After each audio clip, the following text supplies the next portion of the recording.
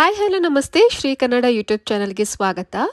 ಇವತ್ತು ನಾನು ಮಂಗಳೂರು ವಿದ್ಯುತ್ ಸರಬರಾಜು ಕಂಪನಿ ನಿಯಮಿತ ಅಂದರೆ ಮೆಸ್ಕಾಂ ವತಿಯಿಂದ 2026ನೇ ಸಾಲಿನ ಅಪ್ರೆಂಟಿಸ್ ತರಬೇತಿಗಾಗಿ ಅಧಿಕೃತ ಅಧಿಸೂಚನೆಯನ್ನು ಹೊರಡಿಸಲಾಗಿದೆ. ಇದು ಬಂದ್ಬಿಟ್ಟು ಇಡೀ ಕರ್ನಾಟಕದ ವಿದ್ಯಾವಂತ ಯುವಕ ಹಾಗೂ ಯುವತಿಯರಿಗೆ ಒಂದು ಉತ್ತಮ ಅವಕಾಶ ಅಂತಲೇ ಹೇಳ್ಬೋದು. ಇಲ್ಲಿ ಮಾಸಿಕ ವೇತನ ಅಂತ ಇರೋದಿಲ್ಲ. ಇಲ್ಲಿ ಬಂದ್ಬಿಟ್ಟು ಮಾಸಿಕ ಸ್ಟೈಫಂಡ್ ಜೊತೆಗೆ ಅಭ್ಯರ್ಥಿಗಳು ತಮ್ಮ ವೃತ್ತಿ ಜೀವನಕ್ಕೆ ಅಗತ್ಯವಿರುವ ಪ್ರಮುಖ ಕೌಶಲ್ಯಗಳನ್ನು ಇಲ್ಲಿ ಕಲಿಯಬಹುದಾಗಿದೆ.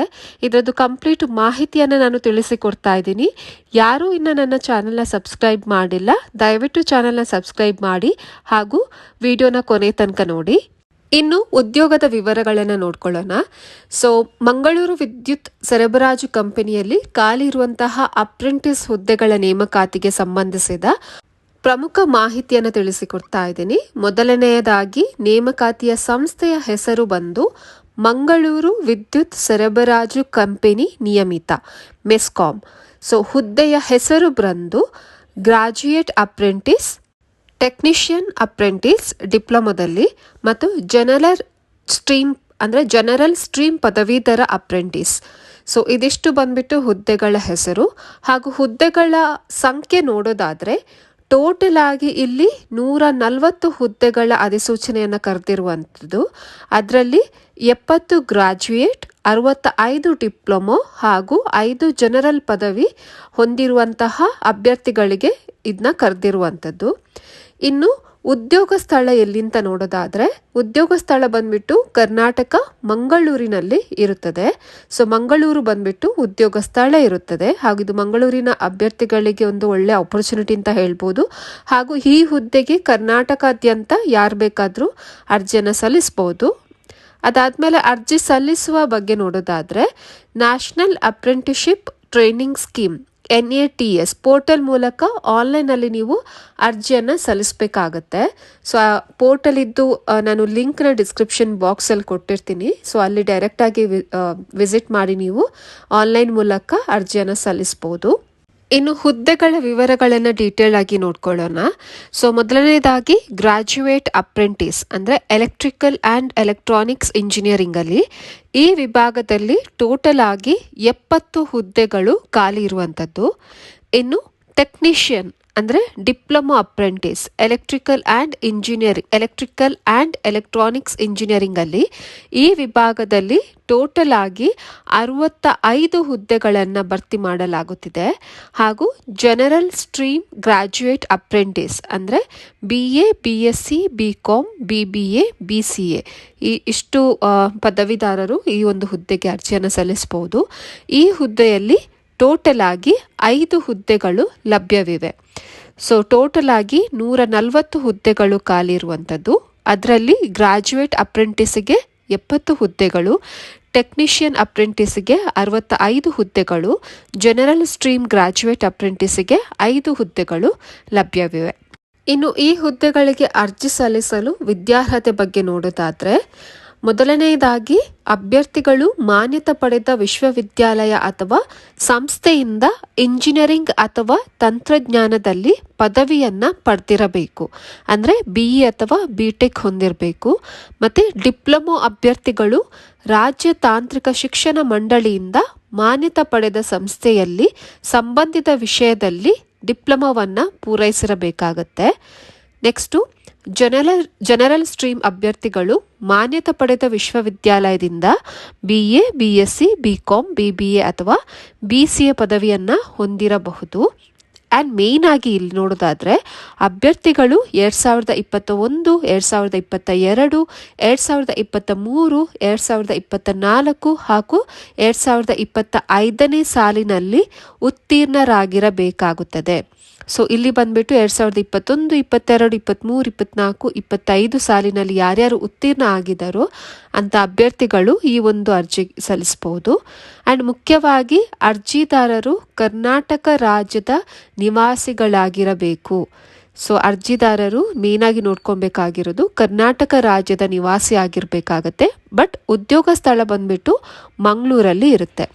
ಹಾಗೂ ಯಾರು ಈಗಾಗಲೇ ಅಪ್ರೆಂಟಿಸ್ ತರಬೇತಿ ಪಡೆದಿದ್ದಾರೋ ಅಥವಾ 1 ವರ್ಷಕ್ಕಿಂತ ಹೆಚ್ಚು ಕೆಲಸದ ಅನುಭವ ಹೊಂದಿದ್ದಾರೋ ಅಂತಹ ಅಭ್ಯರ್ಥಿಗಳು ಅರ್ಜಿ ಸಲ್ಲಿಸಲು ಅರ್ಹರಲ್ಲ. ಇದನ್ನ ಗಮನವಿಟ್ಟು ನೋಡಿ. ಇದಾಗಲೇ ಅಪ್ರೆಂಟಿಸ್ ತರಬೇತಿ ಪಡೆದಿರೋ ಅಭ್ಯರ್ಥಿಗಳು ಹಾಗೂ 1 ವರ್ಷಕ್ಕಿಂತ ಹೆಚ್ಚು ಕೆಲಸದ ಅನುಭವ ಹೊಂದಿರೋ ಎಕ್ಸ್ಪೀರಿಯನ್ಸ್ ಹೊಂದಿರೋ ಅಭ್ಯರ್ಥಿಗಳಿಗೆ ಈ ಅರ್ಜಿಯನ್ನು ಸಲ್ಲಿಸಬಾರ್ದು ಅಂತ ಹೇಳಿದ್ದಾರೆ. ಇನ್ನು ವಯೋಮಿತಿ ಬಗ್ಗೆ ನೋಡೋದಾದ್ರೆ ಇಲ್ಲಿ ಅಪ್ರೆಂಟಿಸ್ಶಿಪ್ ಕಾಯ್ದೆ 1973 ಮತ್ತು ತಿದ್ದುಪಡಿ ನಿಯಮಗಳ ಅನ್ವಯ ವಯೋಮಿತಿಯನ್ನ ಅನುಸರಿಸಲಾಗುತ್ತದೆ. ಪರಿಶಿಷ್ಟ ಜಾತಿ, ಪರಿಶಿಷ್ಟ ಪಂಗಡ, ಹಿಂದುಳಿದ ವರ್ಗಗಳು ಮತ್ತು ವಿಕಲಚೇತನ ಅಭ್ಯರ್ಥಿಗಳಿಗೆ ಸರ್ಕಾರದ ನಿಯಮಗಳಂತೆ ಮೀಸಲಾತಿ ಮತ್ತು ವಯೋಮಿತಿ ಸಡಿಲಿಕೆ ಕೂಡ ಇರುತ್ತದೆ. ಮೀಸಲಾತಿ ಕೋರುವ ಅಭ್ಯರ್ಥಿಗಳು ಸರ್ಕಾರದ ನಿಗದಿತ ನಮೂನೆಯಲ್ಲಿ ಅಧಿಕೃತ ಪ್ರಮಾಣ ಪತ್ರವನ್ನು ಸಲ್ಲಿಸಬೇಕಾಗತ್ತೆ. ಇದು ಕಡ್ಡಾಯವಾಗಿದೆ. ಹಾಗೂ ಅಗತ್ಯ ಪ್ರಮಾಣ ಪತ್ರ ಸಲ್ಲಿಸದೇ ಇದ್ದಲ್ಲಿ ಅಂತಹ ಅಭ್ಯರ್ಥಿಗಳನ್ನು ಸಾಮಾನ್ಯ ವರ್ಗದಡಿ ಪರಿಗಣಿಸಲಾಗುತ್ತದೆ. ಇದನ್ನ ಗಮನವಿಟ್ಟು ನೋಡ್ಕೊಳ್ಳಿ. ಮತ್ತೆ ವೇತನದ ಶ್ರೇಣಿ ಬಗ್ಗೆ ನೋಡೋದಾದ್ರೆ ನಾನು ಮೊದಲೇ ಹೇಳ್ದಂಗೆ ಮಾಸಿಕ ವೇತನ ಅಂತ ಇರೋದಿಲ್ಲ. ಇಲ್ಲಿ ಬಂದ್ಬಿಟ್ಟು ಸ್ಟೈಫಂಡ್ ಅಂತ ಕೊಡ್ತಾರೆ. ಅದರಲ್ಲಿ ಗ್ರಾಜ್ಯುಯೇಟ್ ಇಂಜಿನಿಯರಿಂಗ್ ಅಪ್ರೆಂಟಿಸ್ಗಳಿಗೆ ಮಾಸಿಕ 9,000 ರೂಪಾಯಿ ಸ್ಟೈಫಂಡ್ ಇರುತ್ತದೆ. ಮತ್ತೆ ಡಿಪ್ಲೊಮೊ ಅಪ್ರೆಂಟಿಸ್ ಅಭ್ಯರ್ಥಿಗಳಿಗೆ ಮಾಸಿಕ 8,000 ರೂಪಾಯಿ ಸ್ಟೈಫಂಡ್ ನೀಡಲಾಗುತ್ತದೆ. ಜನರಲ್ ಸ್ಟ್ರೀಮ್ ಪದವೀಧರರಿಗೆ ಮಾಸಿಕ 9,000 ರೂಪಾಯಿ ಸ್ಟೈಫಂಡ್ ನೀಡಲಾಗುತ್ತದೆ. ಹಾಗೂ ಈ ತರಬೇತಿಯ ಅವಧಿಯು ಕೇವಲ 1 ವರ್ಷದವರೆಗೆ ಮಾತ್ರ ಇರುತ್ತದೆ. ಓಕೆ, ಈ ತರಬೇತಿಯ ಅವಧಿ ಡ್ಯುರೇಷನ್ ಬಂದ್ಬಿಟ್ಟು 1 ವರ್ಷಗಳ ತನಕ ಮಾತ್ರ ಇರುತ್ತದೆ. ಇನ್ನು ಅರ್ಜಿ ಶುಲ್ಕದ ಬಗ್ಗೆ ನೋಡೋದಾದ್ರೆ ಈ ನೇಮಕಾತಿ ಪ್ರಕ್ರಿಯೆಗೆ ಅರ್ಜಿ ಸಲ್ಲಿಸಲು ಯಾವುದೇ ರೀತಿಯ ಅರ್ಜಿ ಶುಲ್ಕವು ಇರೋದಿಲ್ಲ. ಅಭ್ಯರ್ಥಿಗಳು ಉಚಿತವಾಗಿ NATS ಪೋರ್ಟಲ್ ಮೂಲಕ ಆನ್ಲೈನಲ್ಲಿ ಅರ್ಜಿ ಸಲ್ಲಿಸಬೇಕಾಗತ್ತೆ.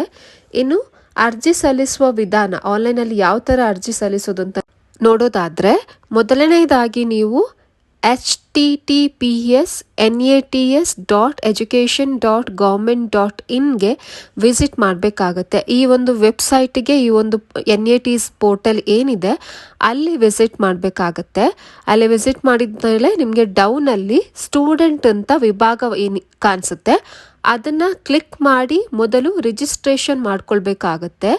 ಅದಾದಮೇಲೆ ನಿಮಗೆ ಅಗತ್ಯ ದಾಖಲೆಗಳನ್ನು ಅಪ್ಲೋಡ್ ಮಾಡುವ ಮೂಲಕ 12 ಅಂಕಿಗಳ ಎನ್ರೋಲ್ಮೆಂಟ್ ಸಂಖ್ಯೆಯನ್ನು ಪಡಿಬೇಕಾಗುತ್ತೆ. ಅದಾದಮೇಲೆ ಮೆಸ್ಕಾಂ ಸಂಸ್ಥೆಗೆ ಹೇಗೆ ಅರ್ಜಿ ಸಲ್ಲಿಸೋದು ಅಂತ ನೋಡೋದಾದರೆ ಎನ್ರೋಲ್ಮೆಂಟ್ ಸಂಖ್ಯೆ ಏನು ದೊರೆಯುತ್ತೆ ಅದು ಸಂಖ್ಯೆ ದೊರೆತ ನಂತರ ನಿಮ್ಮ ID ಮೂಲಕ ಲಾಗಿನ್ ಆಗಬೇಕಾಗತ್ತೆ. ಅದಾದಮೇಲೆ ಅಪ್ಲೈ ಅಗೇನ್ಸ್ಟ್ ಅಡ್ವರ್ಟೈಸ್ಡ್ ವೇಕೆನ್ಸೀಸನ್ನು ಆಯ್ಕೆ ಮಾಡಿ ಅಲ್ಲಿ ಹುಡುಕಾಟದ ಪೆಟ್ಟಿಗೆಯಲ್ಲಿ Mangalore electricity supply company limited ಅಂತ ಟೈಪ್ ಮಾಡಿ ನಂತರ ಅಪ್ಲೈ ಬಟನ್ ಅಂತ ಕ್ಲಿಕ್ ಮಾಡುವ ಮೂಲಕ ನೀವು ಅರ್ಜಿಯನ್ನು ಕಂಪ್ಲೀಟ್ ಮಾಡ್ಬೋದು. ಸೊ ಇದಿಷ್ಟು ಪ್ರೋಸೆಸ್ಸು 2 ಹಂತ ಇರುತ್ತದೆ ಇದರಲ್ಲಿ. ಮೊದಲನೇದಾಗಿ ನೀವು NATS ಪೋರ್ಟಲ್ಗೆ ವಿಸಿಟ್ ಮಾಡಿ ಸ್ಟೂಡೆಂಟ್ ವಿಭಾಗವನ್ನು ಕ್ಲಿಕ್ ಮಾಡಿ ಅಲ್ಲಿ ರಿಜಿಸ್ಟ್ರೇಷನ್ ಮಾಡಿಕೊಂಡು ಅಲ್ಲಿ 12 ನಂಬರ್ಸ್ನ ಎನ್ರೋಲ್ಮೆಂಟ್ ಸಂಖ್ಯೆಯನ್ನು ಪಡೆದು ನೆಕ್ಸ್ಟು ನೀವು ಎನ್ರೋಲ್ಮೆಂಟ್ ಸಂಖ್ಯೆ ದೊರೆತ ನಂತರ ನಿಮ್ಮ ID ಮೂಲಕ ಲಾಗಿನ್ ಮಾಡಿ ಅಪ್ಲೈ ಅಗೇನ್ಸ್ಟ್ ಅಡ್ವರ್ಟೈಸ್ಡ್ ವೇಕೆನ್ಸೀಸ್ನ ಆಯ್ಕೆ ಮಾಡಿ Mangalore electricity supply company limited ಅಂತ ಟೈಪ್ ಮಾಡಿ ಅಪ್ಲೈ ಮಾಡುವ ಮೂಲಕ ನೀವು ಅರ್ಜಿಯನ್ನು ಸಲ್ಲಿಸ್ಬೋದು. ಸೊ ಅಪ್ಲಿಕೇಶನ್ದು ಲಿಂಕ್ ನಾನು ಡಿಸ್ಕ್ರಿಪ್ಷನ್ ಬಾಕ್ಸಲ್ಲಿ ಕೊಟ್ಟಿರ್ತೀನಿ, ಚೆಕ್ ಮಾಡ್ಕೊಳ್ಳಿ.